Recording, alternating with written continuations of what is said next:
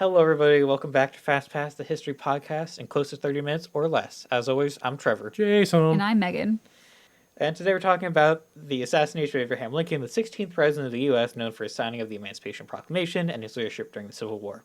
We'll talk about him as a person probably in a later episode, but here's the condensed version. He was born in a log cabin, passed the bar, ran for Senate, failed, married his rival's love interest, got elected president, Civil War, won Civil War, then got assassinated by John Wilkes Booth. Yeah, so that's what we're going to start with today. John Wilkes Booth was born in Bel Air, Maryland on May 10th, 1838, to a family of actors.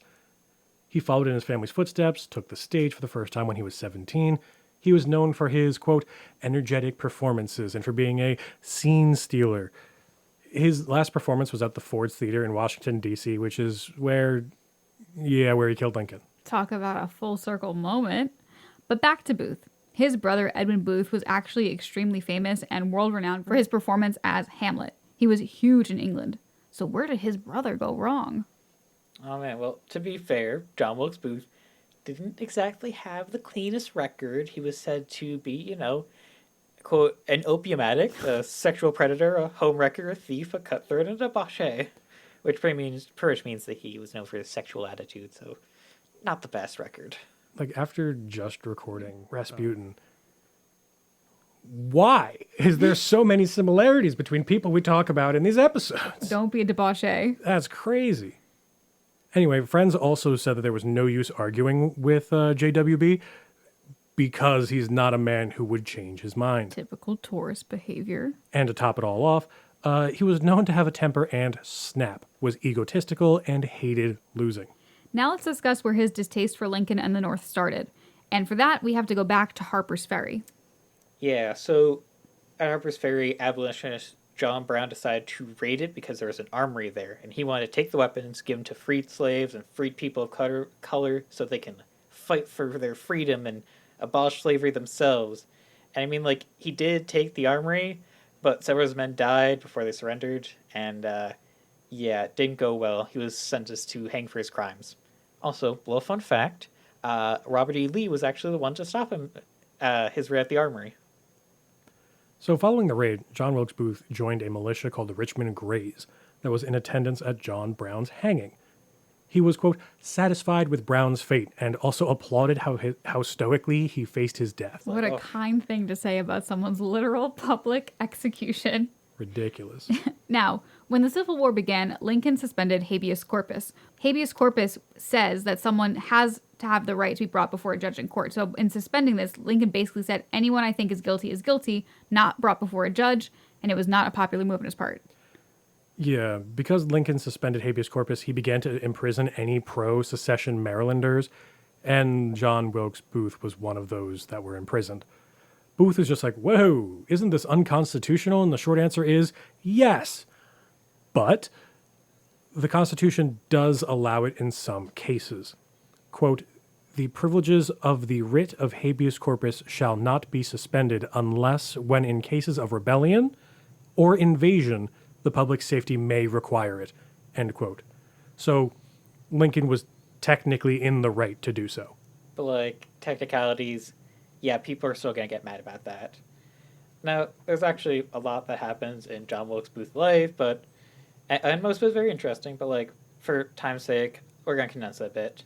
Basically, he found success in acting. He was a fervent Southern supporter, wanted to get involved in the war, but his mother, however, made him promise, just don't get involved in the war, which he kept that promise until he didn't keep that promise. He wrote a letter to his mother toward the end of his life explaining his reasoning for going through with what he did. Quote, for 4 years I have lived, I may say, a slave to the North, a favored slave, it's true, but no less hateful to me on that account, not daring to express my thoughts, even in my own home, constantly hearing every principle dear to my heart denounced as treasonable, and knowing the vile and savage acts committed on my countrymen and their wives and helpless children. I have cursed my willful idealness, and begun to deem myself a coward, and to despise my own existence. For 4 years I have borne it all for your dear sake, and for you alone I have also struggled to fight off the desire for it to be gone. End quote. You see, he had promised his mother to stay out of the war, which he was cool with doing as long as the South was winning. But they weren't, and that's what set him off. That was when he could no longer keep his promise. So he went to two of his close friends, Michael O'Laughlin and Samuel B. Arnold, and two men who fought for the Confederacy in the war, told them about this plan to abduct Lincoln. In the beginning, his plan was just to simply kidnap him, bring him to Richmond, hold him hostage in exchange for prisoners. During the war, the North and South used to do a prisoner exchange every year, but it gave the South way more manpower, so they stopped doing this. If he had Lincoln, the exchange could come back, Booth thought, and the war would turn to the South again. Now, what was the original abduction plan? All right, ready for this? Yeah. They planned to abduct Lincoln when he visited the St. Elizabeth Wounded Soldiers Hospital in Washington, D.C. There was a cottage close by that Lincoln would probably retire to, and he traveled by carriage, as Booth did as well. So he would commute to the White House from there, and the plan is to jump him, take him and his coachman and the carriage, and drive them through Lower Maryland, then place him on a boat, take him over to Richmond. Now, there are some issues, like, the fact that the president was, of course, going to be heavily guarded by 20 to 30 cavalrymen, so he was, not as easily accessible as Booth had imagined. Nonetheless, he was so passionate about this quote-unquote project that he said he would bankroll the entire thing. After that meeting, Booth told his friends that he would go up north, tie up some business, and would come back in a month to set the plan in motion. Sure enough, he bought 2 horses from up north, came down to Baltimore to buy a buggy to carry Lincoln's body in, and then also rendezvous with the fellow conspirators. Then they made their way to Washington. Their original plan of abducting him while he visited a wounded soldiers' hospital diminished. He didn't seem to be visiting as much as they thought when they got there. So instead, they decided to stalk his literal every movement in order to find the right time to kidnap him. And, there were several opportunities that Booth just didn't take for whatever reason. And this, angered his co-conspirators. That was when he had the idea. Instead of going for Lincoln, why don't we have Lincoln come to them? And Lincoln could be abducted at the Ford's Theater. Whoa. Ooh. So this was his plan for abducting the president in the middle of a crowded theater. Quote, a man would cut off the gas, which is going to the lights, and create the confusion necessary for their escape across the stage, out the back, down the alley, at the rear of the theater. End quote. His conspirators were doubtful, but nobody dared to cross him.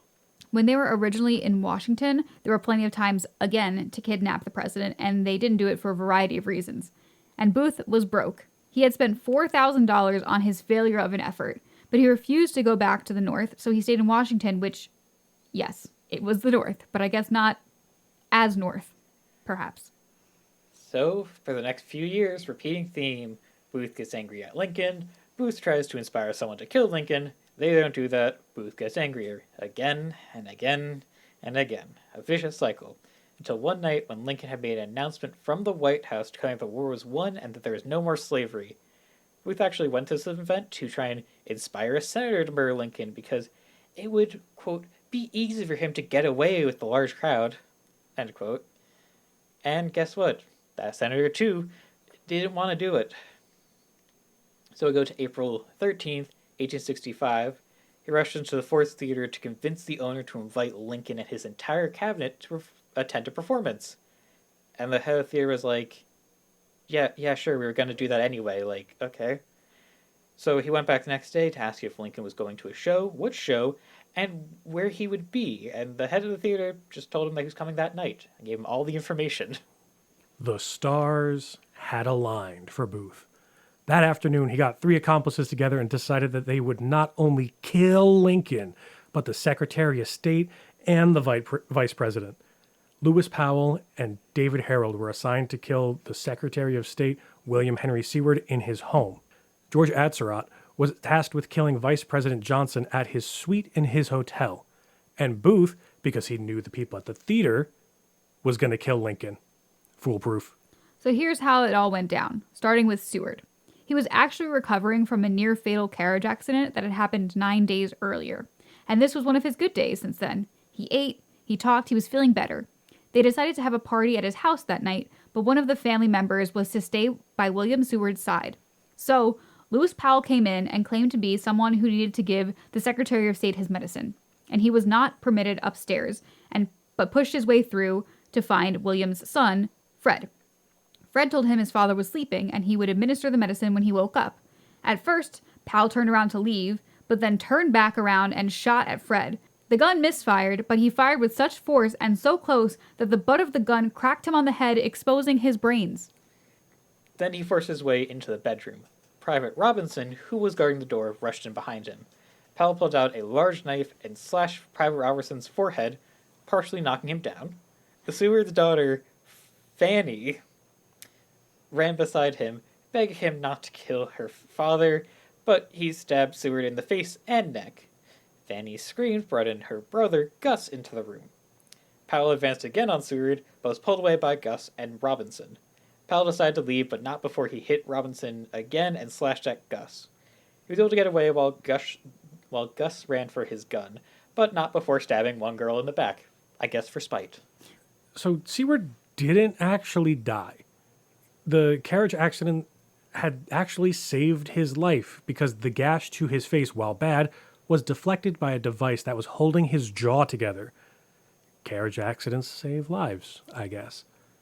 The assassination of the vice president went way differently in that it didn't happen. George Atzerodt, who agreed to kidnap the president, he kind of changed his mind when it turned into a triple assassination plot. So he told Booth he wouldn't do it, and he didn't do it. He went to the vice president's hotel, sat around, and was just like, nah, and left. All right, and this brings us to the actual presidential assassination. Now, Booth had already placed himself inside the theater when Lincoln had arrived. This was actually pretty smooth considering what happened to Seward. The White House footman delivered a message to Lincoln at about 10:12, and then Booth entered in after with his calling card and shot Lincoln in the head. That's when things got messier. Considering he had just murdered the President of the United States, someone came and tried to grab him. So Booth pulled out a knife, slashed at him, and then jumped down 15 feet to the stage below. According to reports, the spurs on his boots actually caught on the curtains, which caused him to land on his hands and knees. In pain, he still stood, raised his knife, and said in Latin, "Thus always to tyrants." Honestly, people thought this was all kind of part of the show until, there's a lot of screaming. Lincoln died soon after, and Booth was shot and killed a few days after, hiding in a barn that was then set ablaze by an angry mob who was chasing him. And the rest is history. Thank you all for joining us for this lovely episode. All the sources will be listed in the... What is that called? I ask every time. Description Box? Is that what it is? All the sources will be listed in the description box. Thank you again. Bye-bye. Bye-bye.